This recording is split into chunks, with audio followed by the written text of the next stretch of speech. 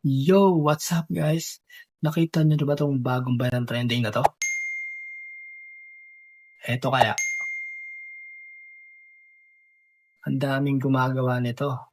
Pero karamihan, hindi nila alam yung tamang paraan. Kaya ngayon, papakita ko sa inyo, step by step, kung paano ginawa to. Simple lang, guys. Sundan nyo lang ako para makuha nyo kung paano gawin yan. Kahit beginner ka, magagawa mo to in less than 5 minutes. Kung gusto mo pa na mas maraming viral at tutorials tulad nito, make sure to like this video and share sa friends nyo. Siyempre, subscribe ka na rin dito. Tara guys, samahan nyo ako. First step natin guys, punta tayo sa Play Store.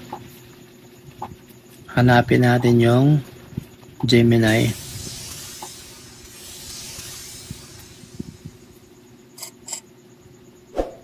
Ayan. Sa akin open na yung nakalagay kasi naka-install na yan mismo sa cellphone ko guys.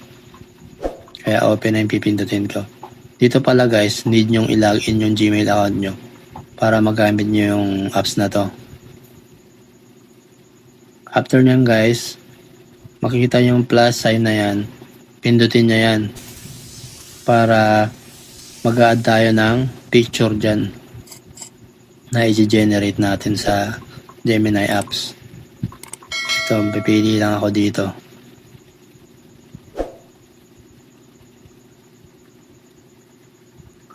Ito guys, may nakita na ako. Ito yung pipiliin ko. Done. Tapos, ask Gemini yung prompt na ilalagay nyo. Ilalagay ko yan sa comment section para magamit nyo rin mamaya. Tapos, send mo lang yan. Ipindutin mo lang yung arrow dito sa may right side. Mga ilang segundo lang naman yan guys. Mada-download na siya.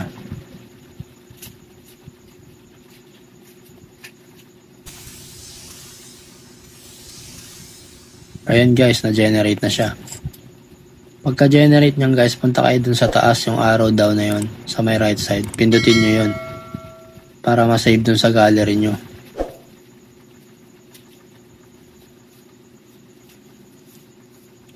And after nyan guys, tapos na yan.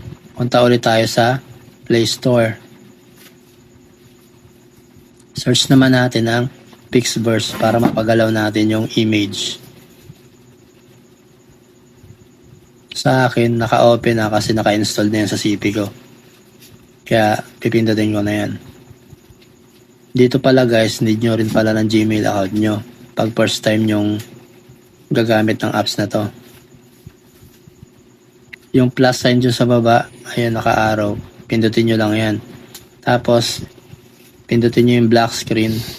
Hanapin nyo yung na-generate natin kaninang image. And then, yung prompt na gagamitin natin, ilalagay ko rin yan sa comment section para may sample kayo. Tapos, create. Pindutin natin yan. Ayan na. May bilang siya ng percentage guys. Yung percentage na bilang niya, hintayin natin ng 100%.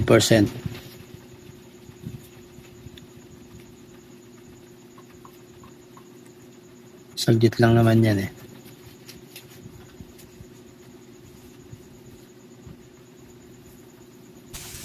Ayan na guys, na-generate niya na yung video. Ayan, tingnan natin. O, diba? Galing, diba? Hinawakan niya. And after nyan guys, pindutin ulit natin yung nasa taas yung arrow down sa right side para ma-download.